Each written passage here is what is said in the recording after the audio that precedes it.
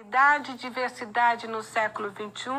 Eu sou a professora Maria Elisa Corrêa Pacheco e hoje nós vamos pensar sobre o que representa essa pluralidade e a diversidade num sistema que se pensa democrático, numa estrutura que se coloca democrática em nossa sociedade. Então vamos pensar de algo altamente complexo, uma questão que envolve muito dos conhecimentos antropológicos, dos conhecimentos sociológicos e da própria maneira de se entender as relações que vão se constituindo politicamente em nossa sociedade. Vamos pensar a democracia, vamos pensar sobre as questões que estão aí marcadas pelas relações de gêneros, as questões que trabalham o processo de entendimento da sociedade e o outro e na sua inter-relação, né, na sua forma de se conceber, na sua forma de se identificar. E também vamos tratar da questão dos fanatismos,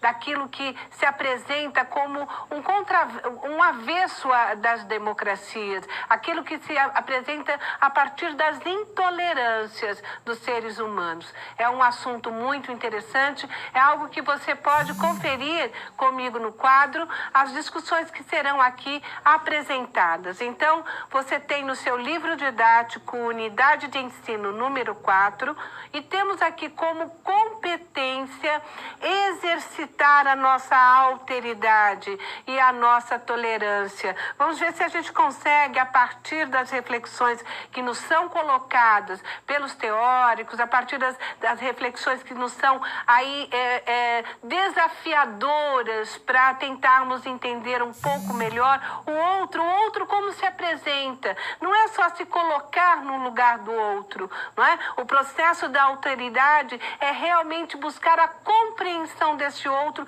na maneira como nós nos juntamos, nós nos interagimos. Ter alteridade e tolerância com o outro é o que nós precisamos em nossa sociedade brasileira. É um dos fatores que mais tem sido exigido ou mesmo colocado como a única maneira, a única forma de mantermos uma civilização, uma humanização das nossas sociedades. Mas não é só a sociedade brasileira, é a sociedade de modo global, né? A sociedade, a nossa terra, a nossa biosfera pede silêncio, pede que nós possamos aí escutar os seus sussurros, os seus avisos, para que nós nos tornemos mais humanos e passemos aí a encarar o outro como a nós mesmos, como se essa relação ela não fosse algo que tenha aí perpassar por políticas,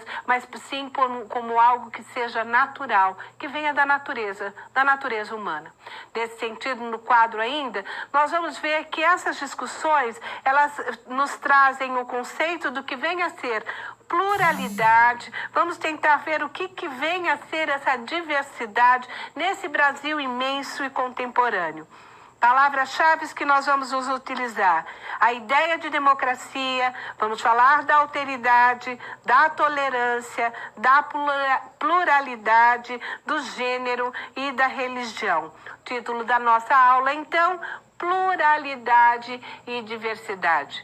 Vejam, todos os temas que nós trouxemos na nossa disciplina, Sociedade Brasileira e Cidadania, desde o primeiro encontro até o último encontro, ele é permeado de complexidade. Ele traz inquietações para que nós possamos pensar a nossa própria realidade, o nosso próprio cotidiano. Por isso, não existem verdades, mas existem formas de se pensar através de estatística, através de pesquisas, através da apresentação do fenômeno, através da ciência, dos conhecimentos científicos que se fizeram ao longo dessa trajetória que corresponde à nossa sociedade, a sociedade brasileira que se quer melhor, que se quer repensar, que se quer solidária e quer se realizar dentro de um processo de desenvolvimento que possa ser possível para a humanidade não só dos humanos, né? A humanidade enquanto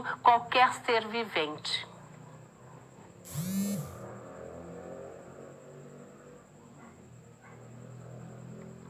Toda democracia é plural? É uma questão que nós temos que lá voltar lá no século XVII, século XVIII, vamos reler um pouco os contratualistas, vamos tentar ver o que o próprio Locke nos traz enquanto possibilidades, como Rousseau vai mostrando este conceito que vem a ser essa democracia liberal, essa ideia de democracia liberal, que vem com os iluministas, que vem a partir do desenvolvimento das próprias revoluções, né? A partir do momento aí que nós vamos ver a Revolução Francesa, a Revolução Inglesa, a Revolução Americana. Então, são discussões muito férteis e são discussões que dependem de uma volta histórica, depende de buscarmos o seu sentido lato.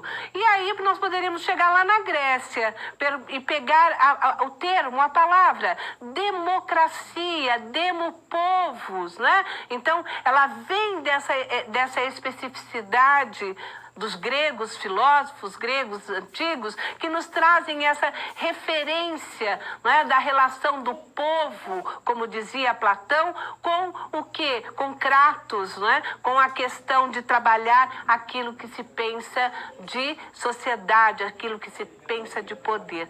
Mas sabemos que mesmo nas democracias clássicas gregas, a democracia sempre foi pensada dentro do limite da sua própria realidade, da sua própria Constituição. Então, quando nós falamos a democracia de Platão, nós estamos nos referindo também a uma democracia que eram para poucos, apenas para aqueles que se consideravam, assim como Aristóteles coloca, não é? Os pertencentes à polis, à cidade, mulheres, escravos, esses não faziam parte desse conceito de democracia. Então, esse processo de entendimento de democracia passa por todos esses caminhos. Olhem no quadro. Dentro da discussão, no primeiro momento, né, do Platão até Tocqueville, que nós vamos estar estabelecendo aí, num primeiro momento, o regime político, né, representativo, cidadão. Então, quando você fala em democracia, nós estamos falando nessa possibilidade de um regime de representação política. E antiga e moderna, ela carrega consigo exatamente essas origens, ela carrega consigo essa representação. Para Platão, o bem comum vincula-se à justiça, às virtudes do rei, filósofo rei. Então, ele falava, Platão sempre considerou que o filósofo rei seria aquele que melhor representaria o processo democrático. Mas que, apesar de tudo, existe uma degeneração do sistema democrático na medida em que ela pode ser manipulada, ela pode ser utilizada a serviços individuais, não é? Então, para Platão, ele já nos dava sinais de que a democracia poderia aí passar por este processo de manipulação.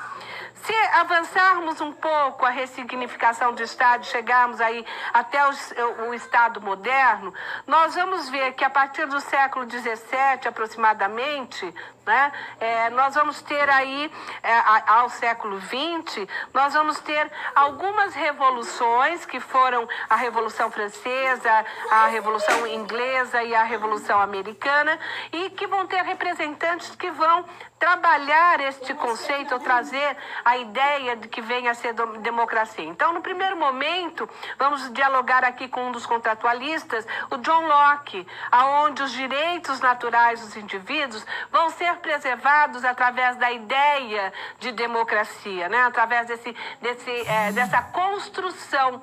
Então, o Locke vem em contraposição a Hobbes,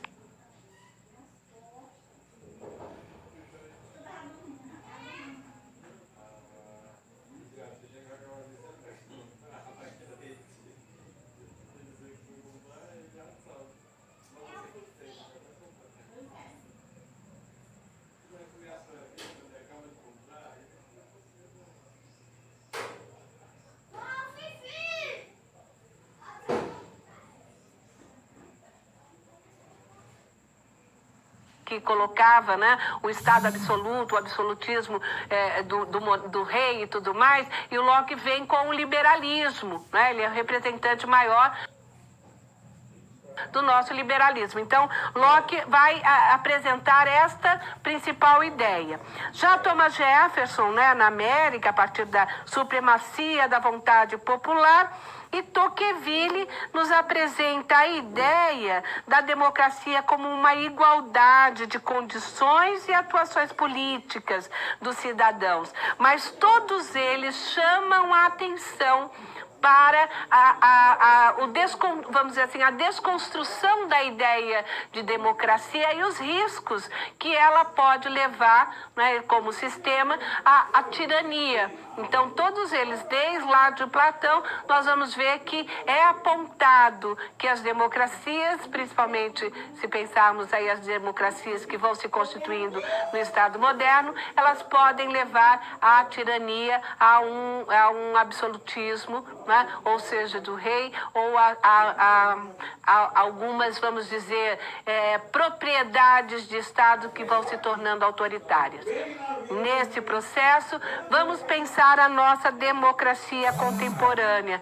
Então, para nós, a democracia contemporânea, ela passa a ter um outro significado, não é mesmo? Ela passa a ter a ideia, porque ela sofre forte influência do liberalismo. Então, a democracia, se pensarmos a democracia brasileira, ela é uma democracia liberal num primeiro momento e depois neoliberal, aonde as liberdades de expressão, religião, todas elas são postas e tem uma intersecção que se espera, né, que seja aí a lógica da proteção, não só da igualdade de direitos, mas também das liberdades individuais e também o direito à alteridade. Então, essa democracia liberal que nós conhecemos, que advém aí dos contratualistas e principalmente de Rousseau e também de John Locke, ela se faz presente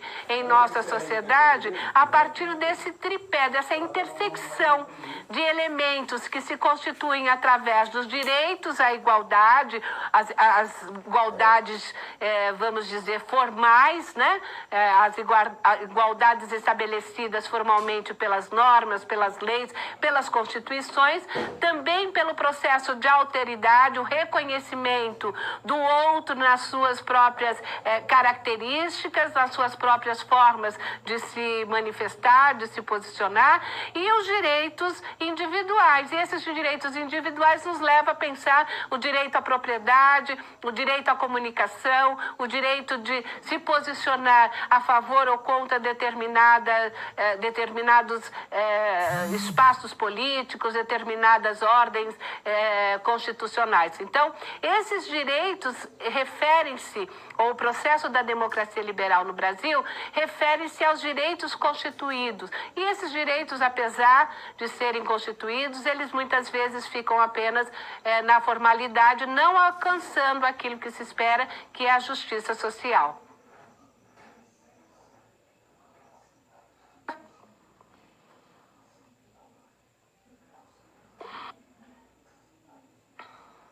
Democracias autoritárias, né, as experiências que nós vivemos no século XX, e para pensar sobre elas, nós vamos ver o que o Rousseau nos fala, porque num primeiro momento, se a democracia foi pensada com tanto zelo para não só permitir o reconhecimento, a igualdade, né, os direitos, a igualdade de direitos formais aos indivíduos, não só nos deixou o legado da responsabilidade e da alteridade, assim também como os direitos individuais.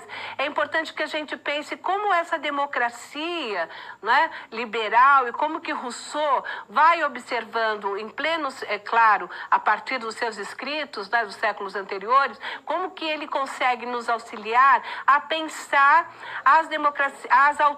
o autoritarismo do século XX, algumas situações de autoritarismo que nós vivemos, autoritarismo de estados no século XX. E como ele vai nos dando pistas para que a gente possa compreender um pouco melhor sobre isso.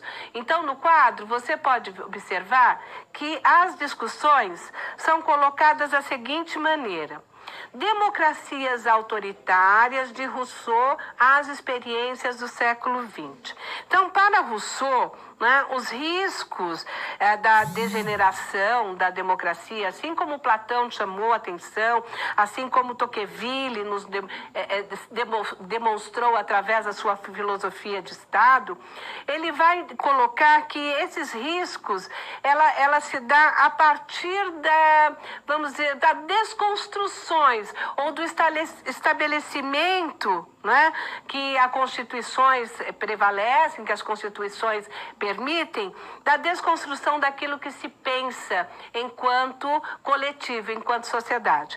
Então, por exemplo, algumas pistas para observar se nossas democracias estão em perigo, né?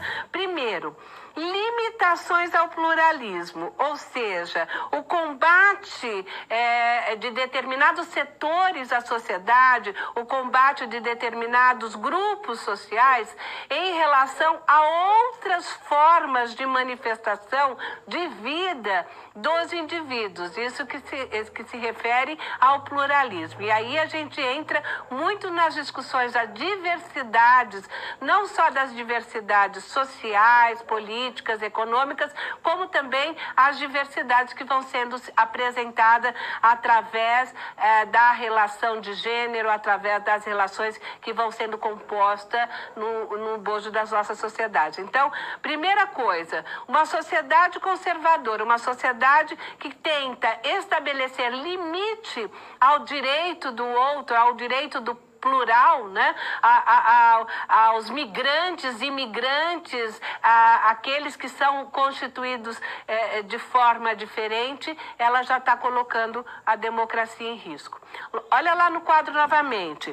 A supressão do direito das minorias. Quando se estabelece que uma minoria aqui entendida muitas vezes como a grande maioria, tá? Minoria como aqueles indivíduos que estão vulneráveis, né? Aqueles indivíduos que não detêm o poder, como diz Foucault, né? O estabelecimento do saber é poder. Aqueles indivíduos que não são representados por uma meia dúzia de poderosos ou aqueles que detêm o poder da ação, da escolha e da resolução de políticas, né? Econômicas, políticas culturais, sociais, educacionais e tudo mais. Então, no momento em que se tira-se o direito desta minoria, entre aspas, desses indivíduos que são vulneráveis, você já está colocando, claro, a sua democracia em risco.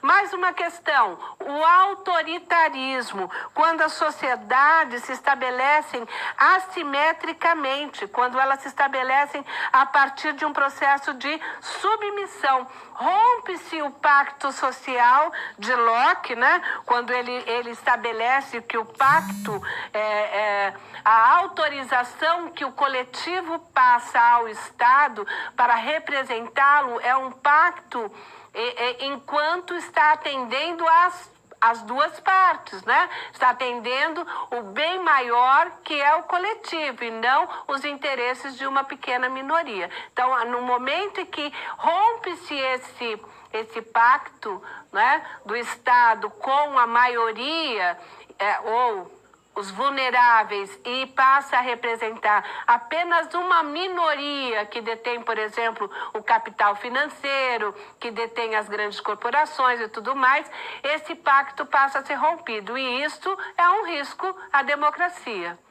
No quadro ainda, podemos ver que os elementos comuns aos regimes autoritários, então, se nós analisarmos alguns elementos comuns, né, do momento do nazismo, do totalitarismo, das ditaduras civis militares, da própria segregação racial, eles foram apresentados da seguinte maneira no século XX. Primeiro, cerceamento das liberdades civis, né? Não é permitido mais movimentos sociais, não é permitido a manifestação de incontentamento com as políticas representadas aí pelo Estado. Então, no momento que se cerceia esse direito de manifestação popular, de manifestação contra uma determinada política ou contra uma determinada de uma determinada posição, né? Nós vamos ver que esse cerceamento já é um elemento aí a ser pensado no Estado autoritário. Segunda questão, a separação entre poderes executivo, legislativo e judiciário. Quando essa separação não é respeitada, quando o poder executivo passa a tentar sobrepor-se aos outros poderes, o legislativo e o judiciário, quando há um conflito de interesse entre esses poderes, na medida em que eles passam a não agir para a coletividade, para o coletivo e o social da sociedade, mas passam para atender interesses privados ou interesses próprios. Isso é um Estado autoritário, isso é um perigo à democracia.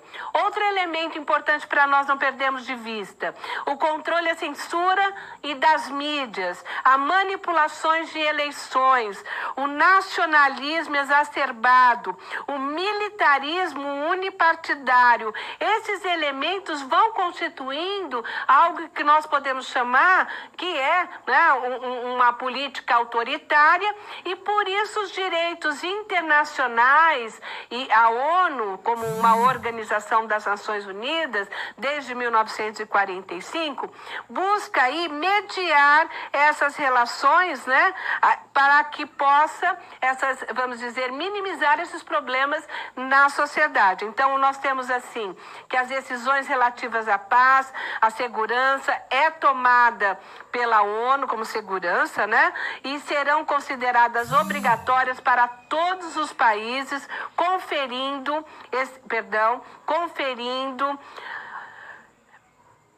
a este órgão um poder sem precedentes na ordem internacional. Então, a ONU representa exatamente este processo na busca de tentar mediar as fragilidades democráticas que os países têm. No entanto, ela também apresenta muitas fragilidades. Por quê? Porque a ONU ela tem membros permanentes, interesses permanentes, que são dos Estados Unidos, da Rússia, da China, da França e do Reino Unido, né, que é após a Segunda Guerra Mundial que ela se estabelece. Então, os aliados criam esse órgão para tentar minimizar os problemas mundiais. E eles não reconhecem a igualdade de direito entre todos e nem reconhecem a diversidade na dinâmica internacional, nessa representatividade. Então, assim como a democracia nos países, elas têm suas fragilidades, também o órgão internacional da ONU tem a sua fragilidade para ser resolvida, repensada dentro de uma nova concepção de sociedade.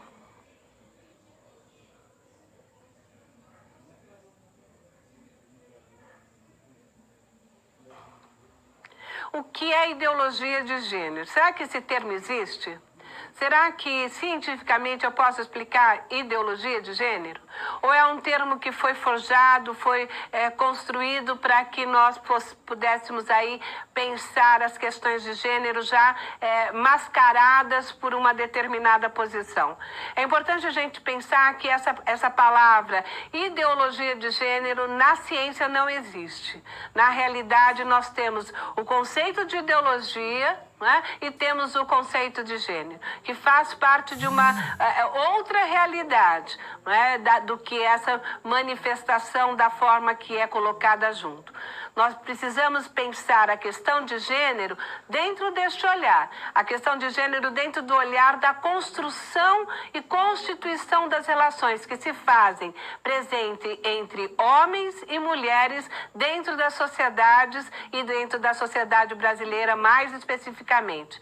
E essa construção é uma construção histórica, ela é uma construção social, ela é uma construção política e institucional, porque ela vai estabelecendo não somente os papéis sociais, mas a construção da própria identidade que se estabelece entre as relações de homem e mulher. É claro que nós estamos em pleno século XXI, que muito dessas formas de conceber o papel do homem, o papel da mulher neste século já têm sido descortinadas, já vêm sido aí trabalhadas pelas próprias mulheres que estão educando seus filhos, na medida em que passa-se a reconhecer que não existe uma desigualdade estabelecida entre o homem e a mulher a partir da sua questão sexual, mas sim que são os papéis que foram forjados a eles que vão diferenciando-os em cada uma das suas atividades. Mas é importante a gente pensar o que vem a ser, então, o gênero. O que é gênero? Conceito de gênero. Dentro dessa constituição que é elaborada, num primeiro momento, pelo próprio pensamento feminista, nós podemos observar que é o entendimento de uma construção social. O que é uma construção social, se não os padrões de comportamento, de sociabilidade entre homens e mulheres, que vão sendo aí estabelecidos através de relações assimétricas de condições, de direitos, de oportunidades e estímulos. O que nós estamos querendo dizer com isso? A partir da própria educação, a partir da formação que se coloca deste homem e dessa mulher em sociedade, vai se estabelecendo diferenças não só conceituais, mas diferenças econômicas, políticas, sociais e que vão aí gravando nos corpos femininos. Vamos voltar ao quadro.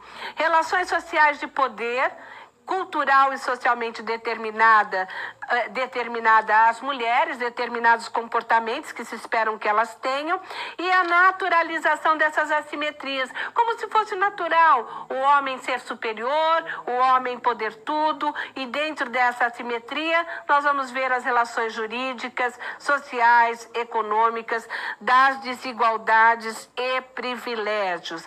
Então, o que nós vamos vendo aí se constituindo? A partir de 1920, né, com o movimento das mulheres, em busca do sufrágio universal, a partir dos grandes movimentos do século XX, nós vamos vendo a constituição dos movimentos feministas. E esses movimentos vão ser representados, teoricamente, através de algumas autoras muito importantes, como Simone de Beauvoir, como a Friedman, como também a atual discussão que se faz aqui da interpretação desses movimentos. Vamos ao quadro para verificar. A discussão que se faz aqui é através de quem nasce mulher, torna-se mulher. Lembra?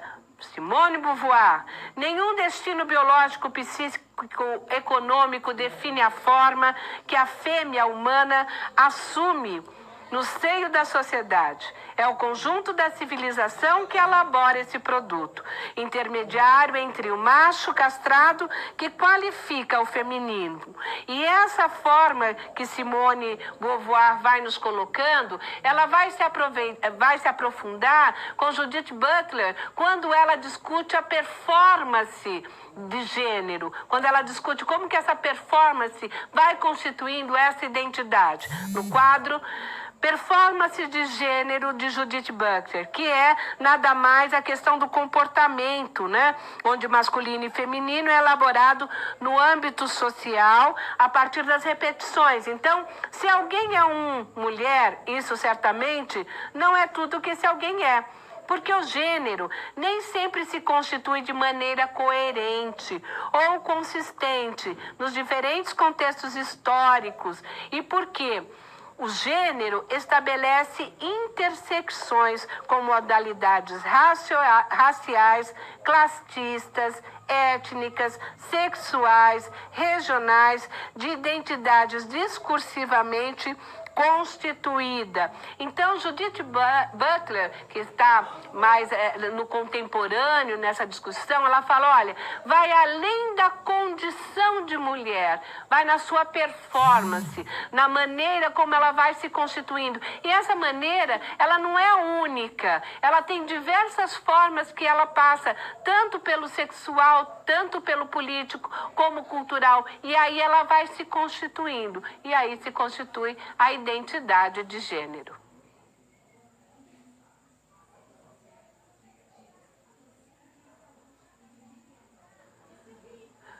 Convido você à nossa primeira situação problema da aula. E essa situação problema, ela vai se embasar, vai se pautar nas questões de gênero e violência.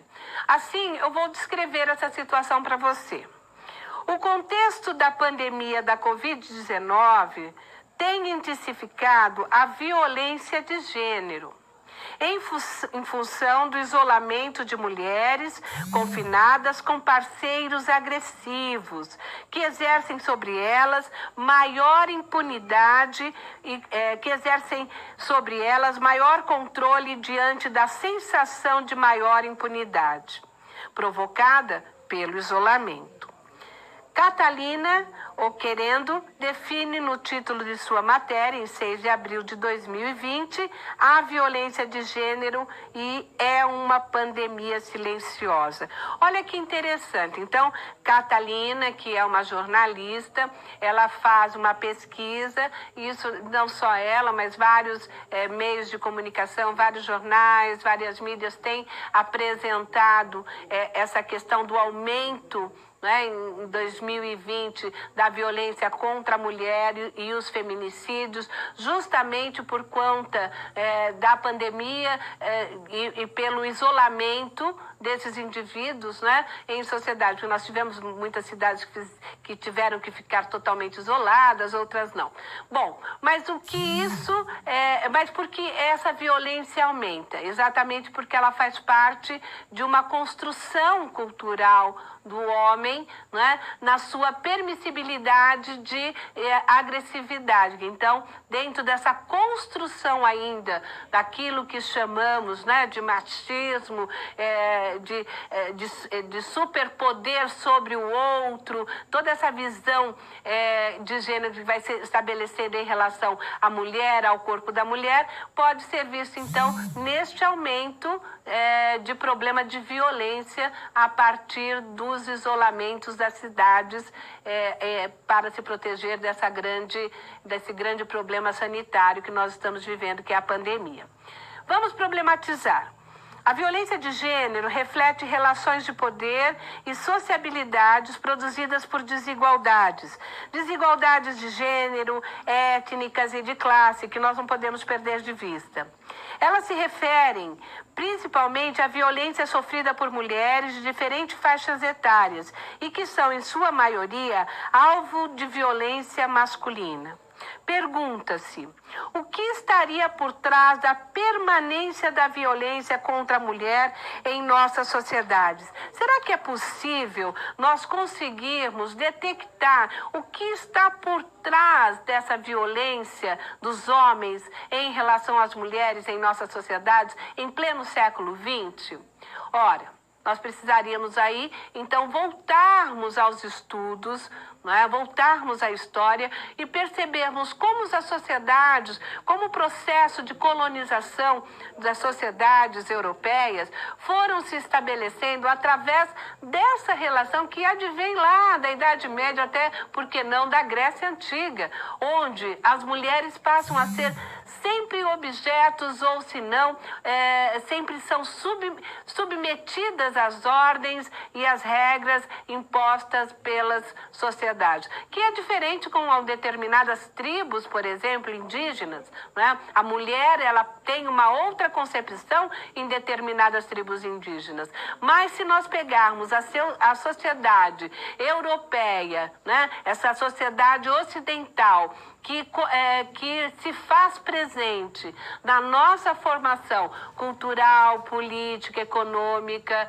né, e social, nós vamos ver que isso decorre muito ainda dessa concepção. Além da concepção de que a violência é permitida, além da submissão e perniciosa aí, né, que vai se estabelecendo nas relações entre os homens e as mulheres. Nesse sentido, nós poderíamos apontar algumas questões, né?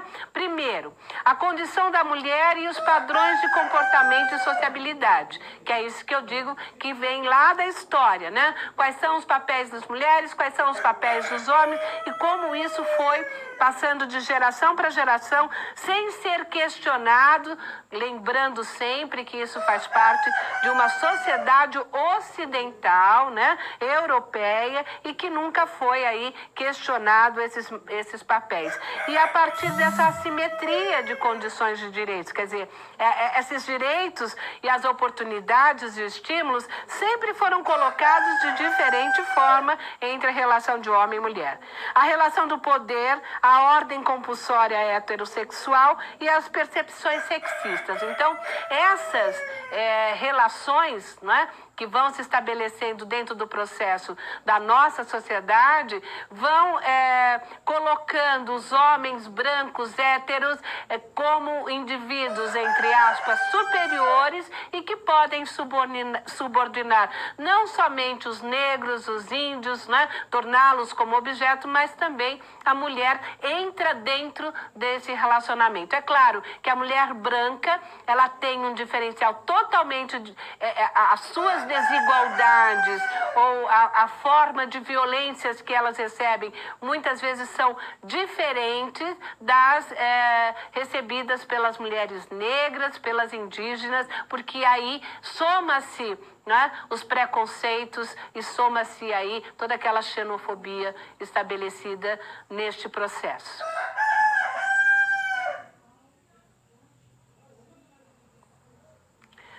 Convido você a fazer um momento de questionamento, um momento de interação. Gostaria que você pensasse sobre a seguinte questão: como você entende as novas configurações de gênero?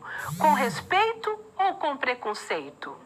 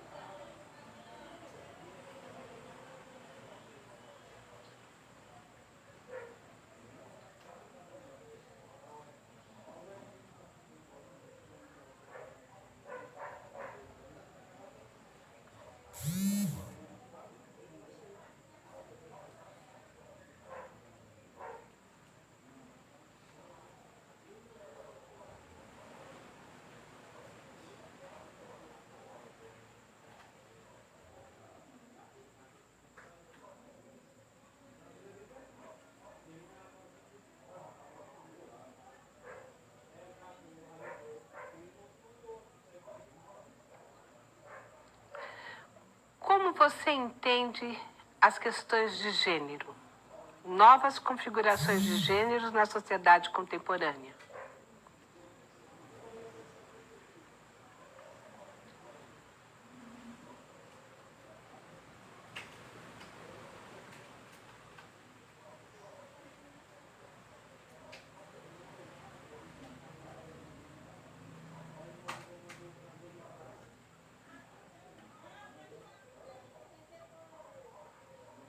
Novas configurações de gênero, um assunto muito interessante que nasce com as discussões de Judith Butler para tentar demonstrar a percepção que o indivíduo tem em relação à sua própria sexualidade, a sua relação afetivo-sexual.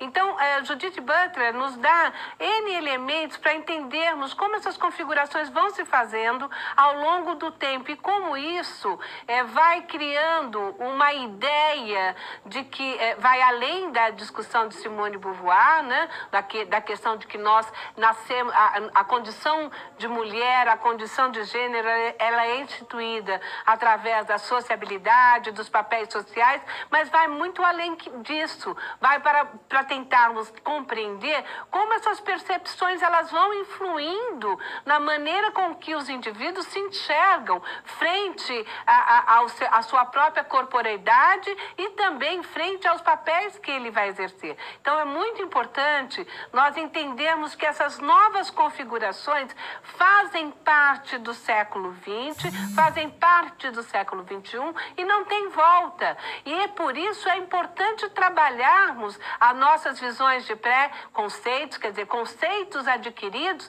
e que advêm lá do século XV, do século XVI, ou mesmo poderíamos atravessar filosoficamente aí na Grécia Antiga, né, com os primeiros filósofos. É importante nós entendermos que esse espaço de desconstrução faz com que nós possamos viver dentro de um processo de solidariedade, de respeito mútuo e de harmonização com o outro, entendendo a pluralidade dos seres humanos e as suas características. No quadro, você pode observar que essas novas configurações são, então, percepções que as pessoas adquirem através das suas vivências e que vão fazer toda a importância, né, para ela se reconhecer no gênero masculino ou no gênero feminino na nossa sociedade. Então, ela tem essa importância muito grande. E essa identidade como consciência e sensação de si mesmo pode ser observada através do cisgênero e o transgênero. Lembrando que cisgênero são aqueles indivíduos, aquelas pessoas que o seu sexo biológico coincide com o seu comportamento, com a sua percepção de si. Né? Então, são os cisgêneros, aqueles que tanto as relações afeto sexual quanto a sua própria corporeidade, elas estão equilibradas, né? Fazem parte da sua própria percepção. Já os transgêneros são aqueles indivíduos, né, que não se reconhecem dentro dessa condição, né, dentro dessa relação não coincidente. Eles se percebem diferente do sexo biológico que carregam. Então, por isso são os transgêneros. As suas relações afeto-sexuais não coincidem com a sua corporeidade, com o seu sexo biológico, o seu sexo de origem. Mas tanto os cisgêneros como os transgêneros são indivíduos que trabalham não mais só aquele conhecimento do processo da sociabilidade, mas sim a percepção de si mesmos, né? A performance, como eles se veem dentro dessas relações.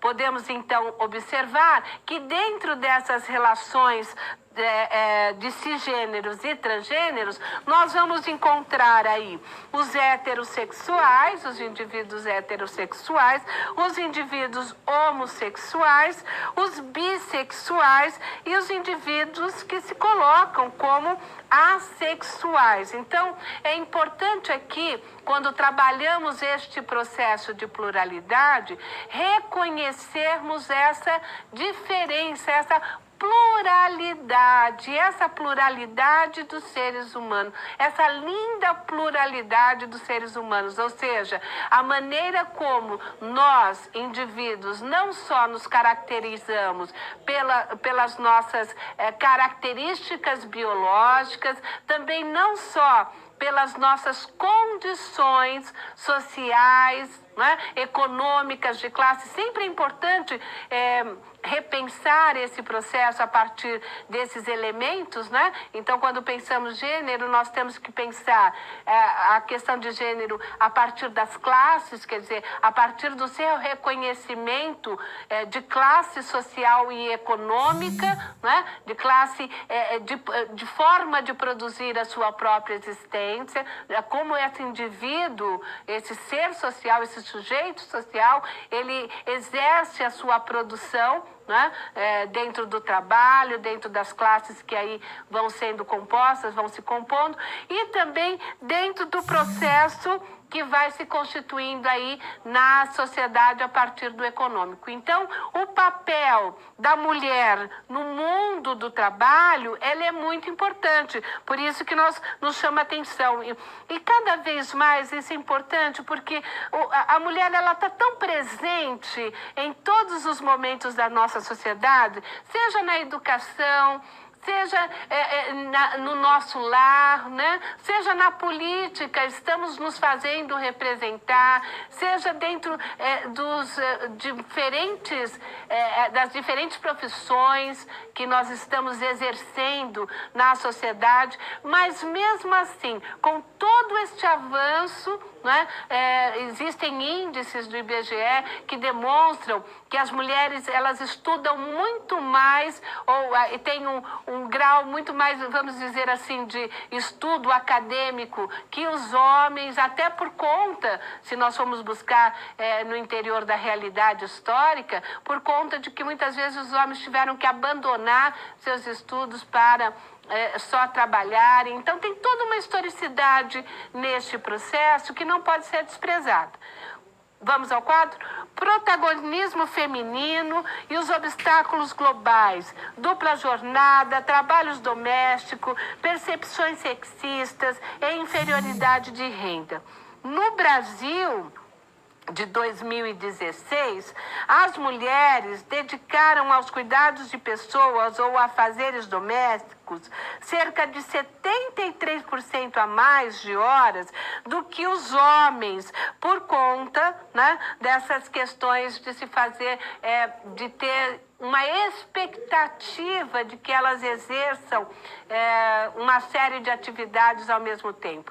É importante aqui ressaltar também que a partir de 2020, em março, fevereiro, março, com o processo da Covid-19, nós vamos ver que essa pandemia fez com que o sobretrabalho em cima das mulheres fosse novamente aí detectado, observado e estatisticamente colocado, porque além de fazer as suas funções, vamos dizer assim, de mulher, de casa, de doméstica, ela também tem que exercer o papel de professora ou orientadora, né? Não professora, mas orientadora dos seus filhos, aí nesse processo de aulas em EAD, também tem que se fazer presente como profissionais dos seus trabalhos em home office. Então, essa mulher, ela foi sobrecarregada mais uma vez dentro da história e faz parte de uma concepção que faz parte de uma naturalização.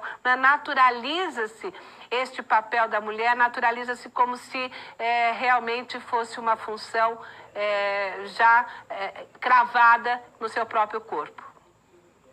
A desigualdade de renda entre homens e mulheres no Brasil aumentou em 2019 em relação a 2018.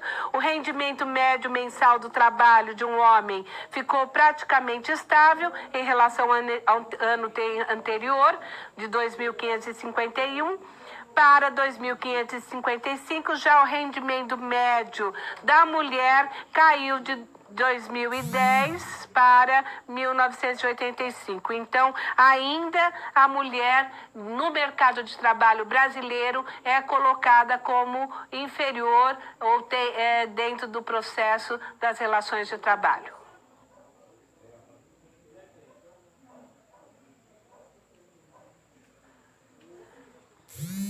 dentro das relações dos dilemas éticos da sociedade brasileira contemporânea, uma coisa se faz muito presente, se faz muito vista nos meios de comunicação, nas mídias, principalmente nas mídias e redes sociais. Aparentemente, iniciou-se dentro dos últimos anos uma corrida por um fanatismo exacerbado dentro das relações e das propagações de inverdades ou meias-verdades dentro das mídias sociais, fazendo com que o fanatismo se aflorasse dentro das nossas relações. E é muito sério pensar que vivemos uma onda de fanatismo, e não só um fanatismo brasileiro, mas um fanatismo de modo geral global. Existem muitos países que estão aí se debruçando para tentar combater esse fanatismo que tem se apresentado através de um autoritarismo, através de uma intolerância com o outro, seja no campo econômico, seja no campo político, seja no campo religioso.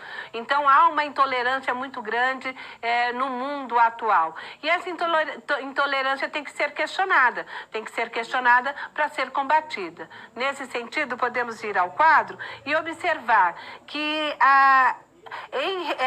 a partir dos indivíduos se sentirem aí, né, vamos dizer, escondidos através das mídias digitais, né, estarem nos anonimatos, os movimentos extremistas e a banalidade do mal, aí nós vamos dialogar outra vez com Hannah Arendt para entender um pouco melhor, eles passam a se utilizar da internet como táticas ilegais e violentas, né, contra contra os seus próprios preconceitos, contra as suas xenofobias que carregam aí no interior da sua formação cultural e social.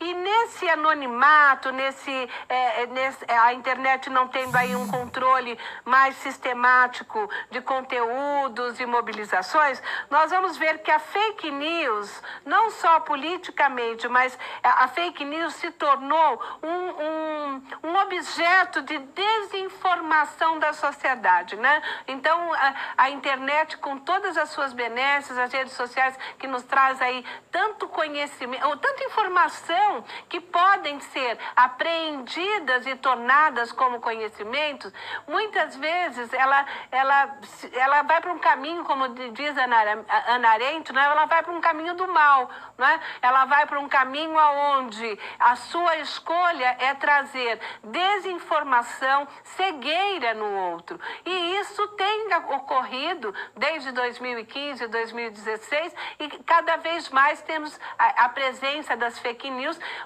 Hoje em dia já as redes de internet, né, vamos dizer assim, o Google, os Facebook e outras redes, tentam aí, o Instagram, tentam desqualificar algumas, vamos dizer, informações, algumas fake news, mas ainda tem muito a ser combatido, né? Tem muita coisa para ser combatido. Por quê? Porque elas influenciam.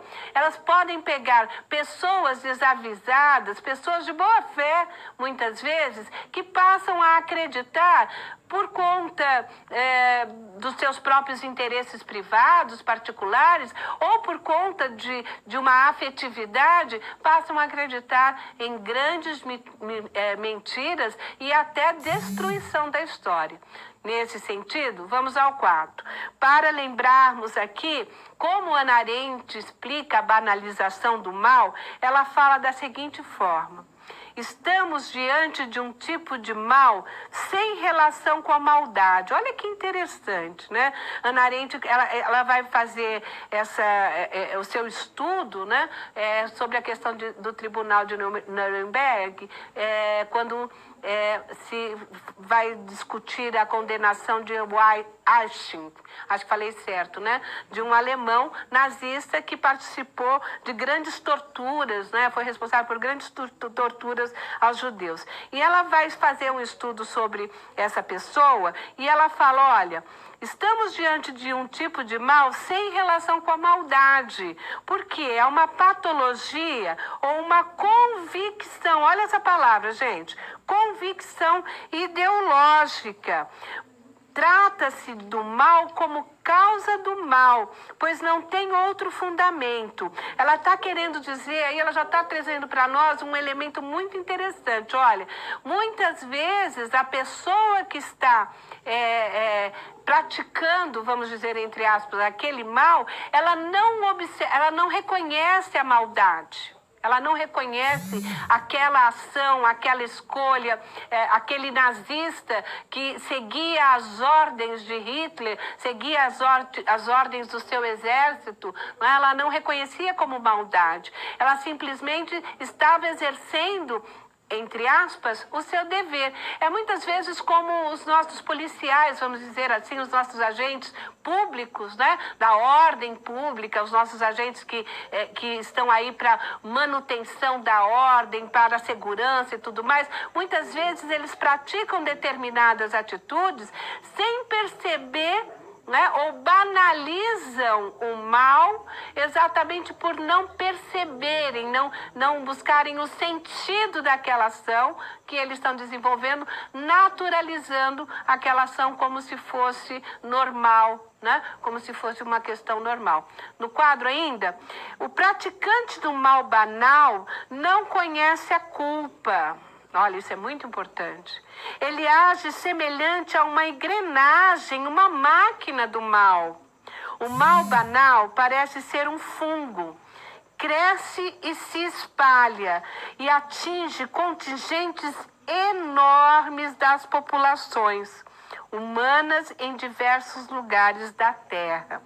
Este mal comum, né, pode ser visto através também dos negacionistas, que aí estabelecem uma negação, claro, do aquecimento global. Né? E aí nos faz entrar naquela discussão da pós-verdade, a era do engano, da negação da ciência, a problematização do fato do aquecimento global, por exemplo, passa a ser uma reflexão e intervenção intergovernamental. Por quê? Porque é urgente que se estanque essa banalização, que se estanque esses negacionistas, né? Que se estanque essas fake news, porque são a partir delas que muitos comportamentos serão gerados e irão de encontro a fanatismo que só vão trazer violência e destruição.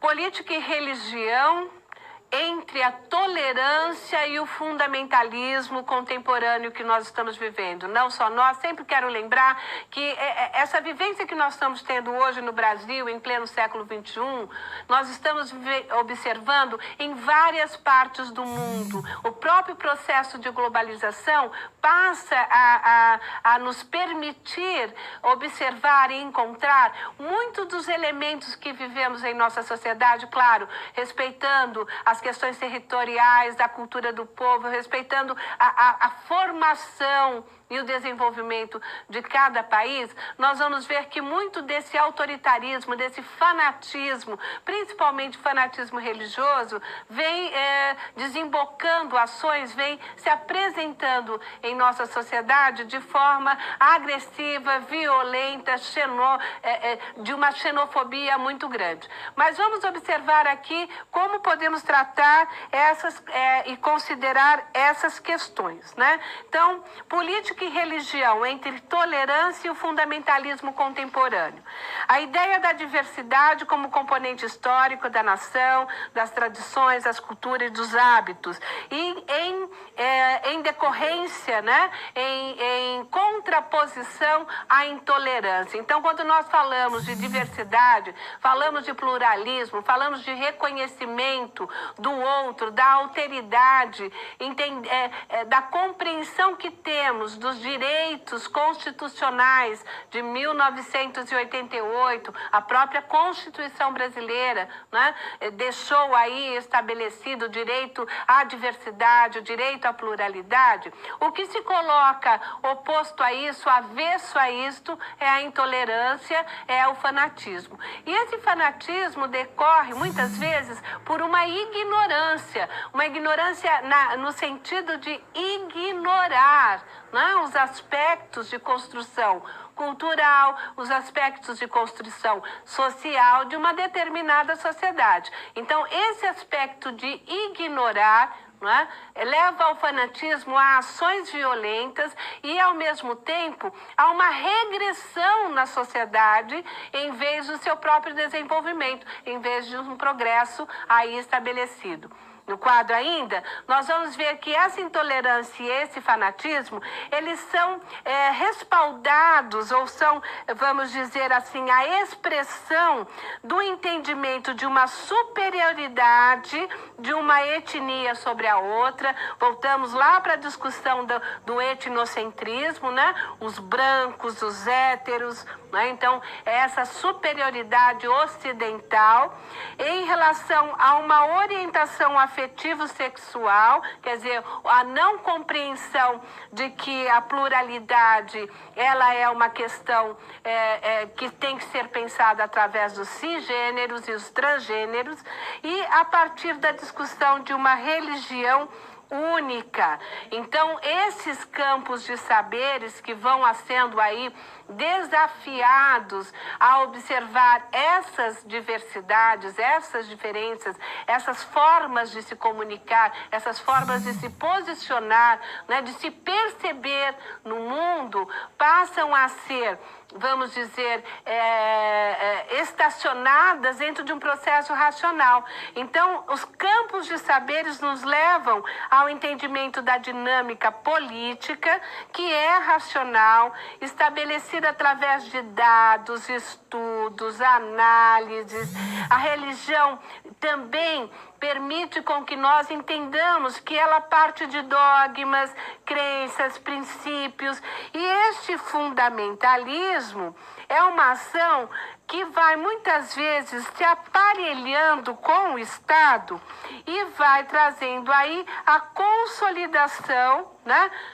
Vai trazendo a consolidação de um xenofobismo e não do pluralismo democrático. Então, quando o Estado se aparelha, né, existe o aparelhamento do Estado com esse fanatismo religioso, como nós já vimos aí, as próprias guerras, né, quantas guerras religiosas nós tivemos durante o século XX e ainda temos por conta de fanatismos religiosos, isso vai levando a uma prática de xenofobia. E a xenofobia quer dizer, dentro desse processo, um sentimento de aversão, de desprezo, de ódio do outro, do diferente, do estrangeiro.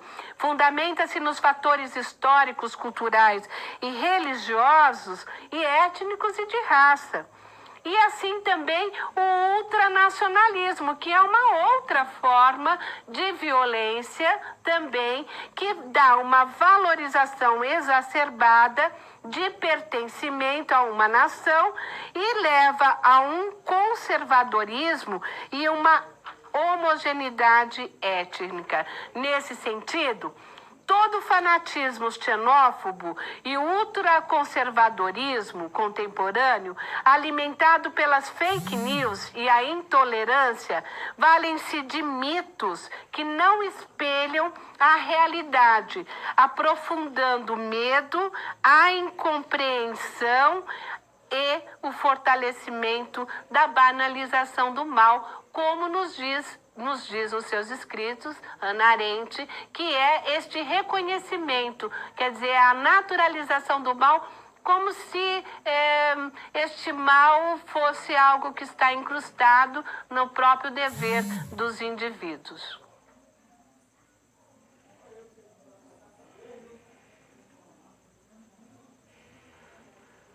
Convido você à nossa segunda situação problema, fanatismo e fé.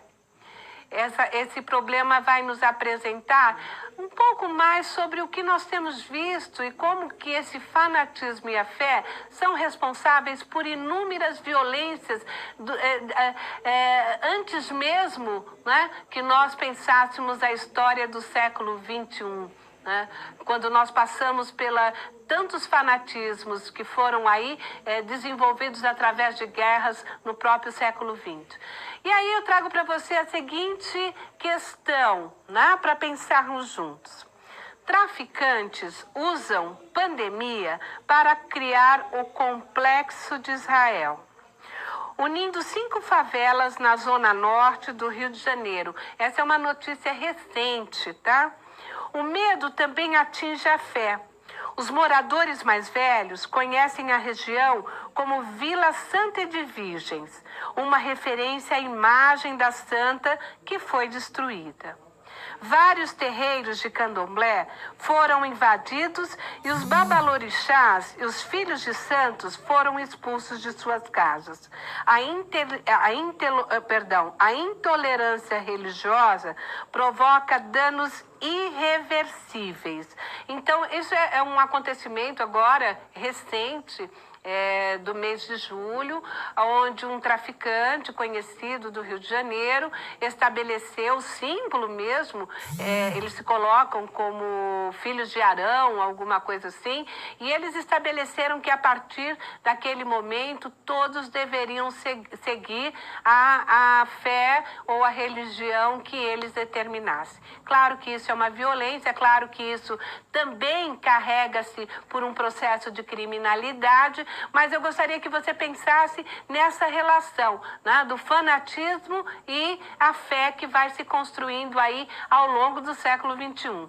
Vamos à problematização. O fato denunciado em 24/7/2020 demonstra a intolerância dos traficantes, com as religiões de matriz africana e também com os católicos. Questiona-se: como combater a intolerância religiosa para o pleno exercício do direito democrático?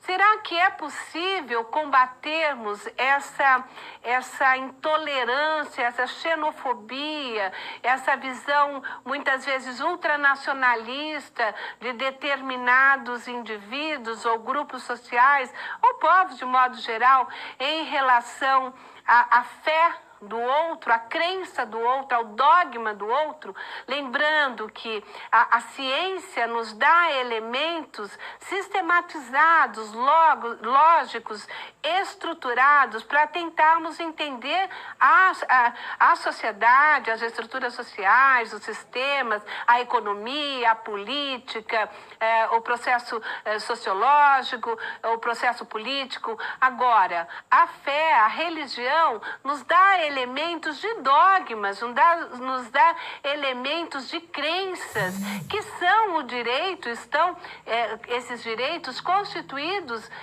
pela nossa Constituição de 1988 e como uma liberdade do indivíduo de escolha. Como que se faz, então, esse percurso, né? Como o medo, como a violência vai interferindo até neste processo. Como nós poderíamos combater isso? Bom, num primeiro momento, a partir do exercício da alteridade.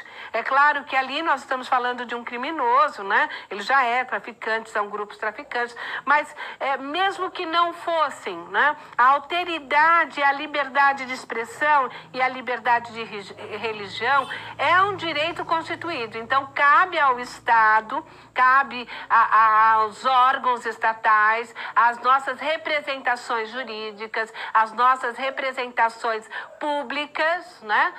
Em proteger, em fazer efetivamente esse direito valer em qualquer localidade no território brasileiro. Então, cabe ao Estado intervir nessa questão. Né? A partir do quê? A partir do reconhecimento da alteridade, a partir do reconhecimento do direito à religião, à liberdade de expressão.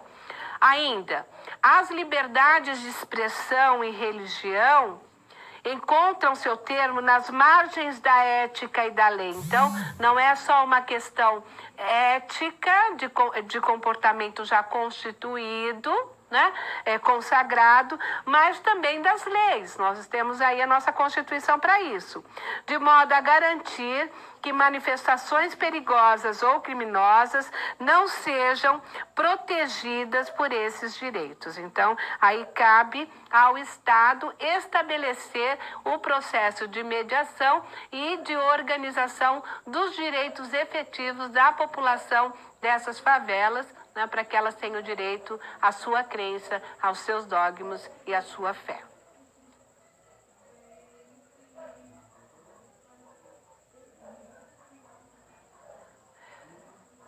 Momento da situação de interação, no momento que nós vamos interagir. E para essa interação, eu convido você a pensar como a intolerância religiosa tem se manifestado no Brasil atualmente. Vamos pensar um pouco?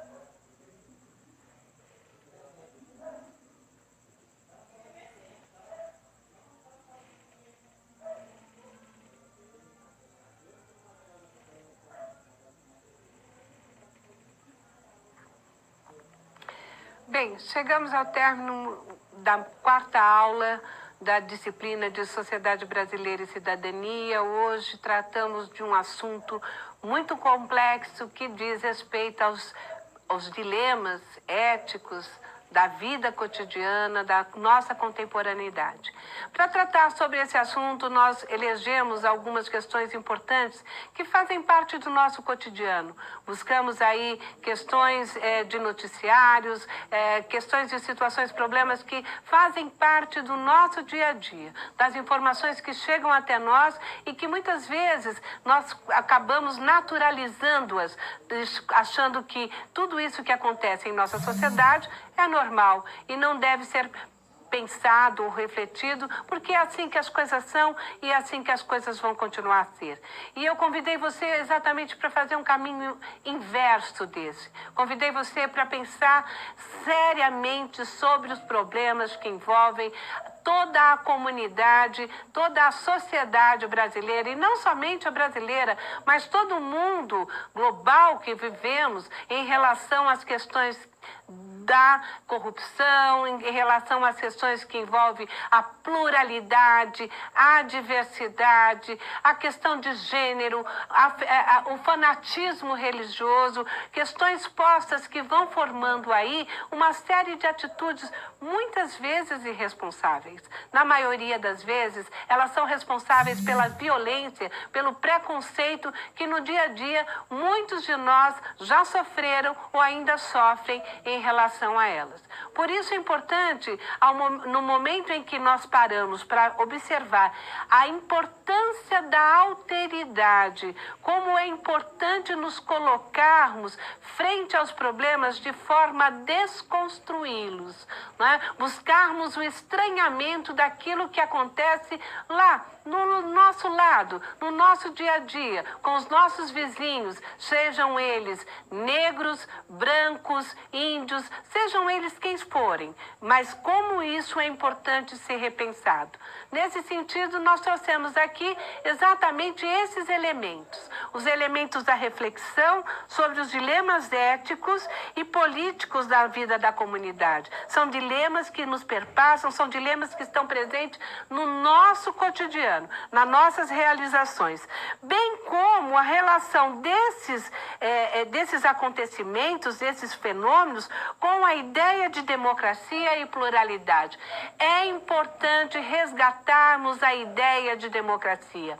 Quando pensamos na democracia, essa democracia ela é liberal, ela é uma democracia que hoje podemos chamá-la de neoliberal. É uma democracia que foi pensada através dos recursos, das ideias de John Locke, das ideias de Rousseau, e que foram postas dentro da organização da sociedade para intervir no quê? Nos direitos individuais, nos direitos à expressão, no direito às relações dos indivíduos, no processo de igualdade desses indivíduos em sociedades. E foram constituídas isso nas diferentes constituições. No Brasil, a nossa Constituição de 1988, que é considerada a Constituição Cidadã, ela deixa bem claro esses direitos formais.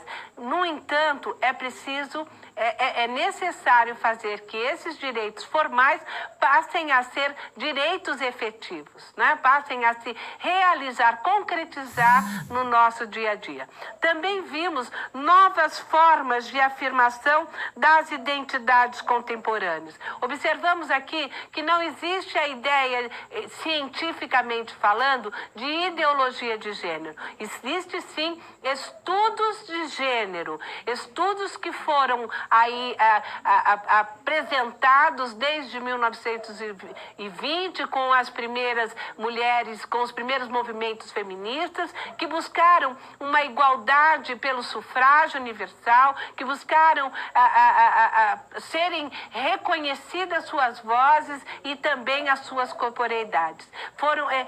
Esses movimentos vão desembocar em excelentes escritos e pesquisas científicas tanto da nossa querida Judith Butler, na contemporaneidade, como Simone de Beauvoir. Então, são pessoas que se debruçam historicamente para apresentar alguns elementos e saídas para entendermos essa pluralidade, esse pertencimento, essa percepção que o indivíduo faz das suas relações afetivas, sexuais. Então, neste processo vai se constituindo a ideia de gênero. E os papéis que vão sendo aí desconstruídos e construídos do homem e da mulher.